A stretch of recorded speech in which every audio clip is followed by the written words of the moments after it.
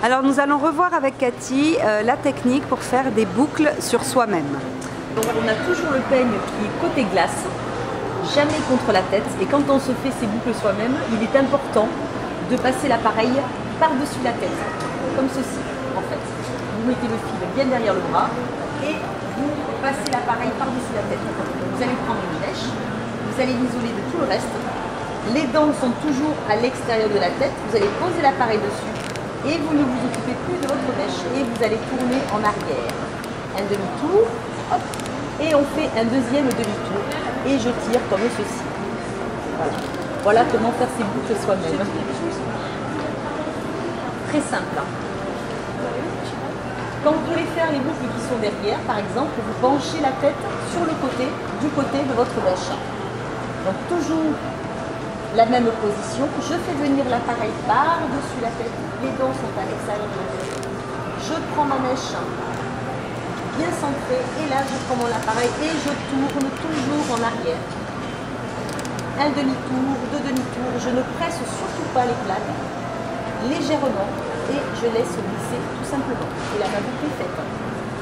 Voilà comment faire ces boucles soi-même du côté opposé de son bras droit.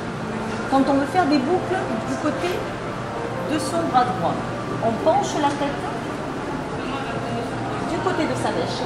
Et là, c'est totalement différent. Je vais aller prendre mon appareil, je vais aller prendre ma mèche par en dessous, comme ceci. Mon peigne est toujours à l'extérieur. Je tourne en arrière, je descends. Et quand je descends, je fais un deuxième demi-tour, tout simplement. Et je tire jusqu'au point sans appliquer. Et là, ma boucle est faite. Voilà comment on fait des boucles toutes seules. Ne pas hésiter à pencher la tête du côté de sa mèche pour aller chercher son cheveu derrière. Je vous remontre. Je prends ma mèche par en dessous. Je pince. Je mets ma main au bout puisqu'en fait les plaques ne sont pas chaudes. Donc je vais faire basculer mon appareil en arrière. Je fais un demi-tour et je refais un deuxième demi-tour. Et là, je tire, tout simplement. Et ma boucle est faite. Waouh!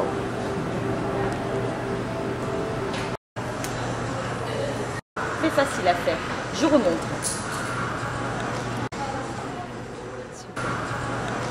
Je prépare ma mèche. Alors bien entendu, si on veut des très grosses boucles, on prend des très grosses mèches. Si vous voulez des petites boucles, vous prenez des petites mèches. Bien entendu, on peut faire juste un demi-tour.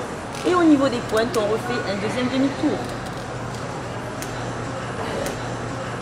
Alors, on peut faire deux types de boucles différentes. On peut faire une boucle qui part en arrière.